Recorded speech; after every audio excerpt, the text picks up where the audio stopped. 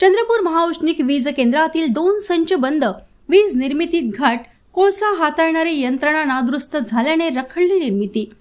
चंद्रपूर महाऔष्णिक वीज केंद्र हे सद्यस्थितीत 2920 मेगावॅट स्थापित क्षमता असलेले वीज निर्मिती केंद्र असून या केंद्रातील 210 मेगावॅट क्षमतेचे 2 संच बंद झाले आहेत। या केंद्रात एकूण 500 मेगावॅटचे 5 संच आणि 210 मेगावॅटचे 2 संच आहेत। येथील संच क्रमांक 3 आणि 4 मधून 39 वर्षांपासून अविरतपणे वीज निर्मिती चालू आहे। काही तांत्रिक कारणामुळे संच क्रमांक 3 आणि 4 च्या कोळसा हाताळणी विभागातील गॅन्ट्री खाली पडण्याची घटना घडली आहे।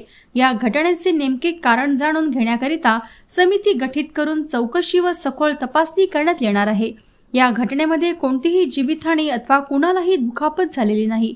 मात्र या घटनेमुळे संच क्रमांक 3 येथील वीज निर्मिती थांबलेली असून संच क्रमांक 4 चे वार्षिक देखभाल व दुरुस्तीचे काम आधीच चालू होते। ही घटना घडल्यानंतर दुरुस्तीसाठी चंद्रपूर महाऔष्णिक विद्युत केंद्रातर्फे पावले उचलली गेली असून हे काम लवकरात लवकर पूर्ण करून संच कार्यान्वित करण्यात येणार असल्याचे वीज केंद्र प्रशासनाने म्हटले आहे।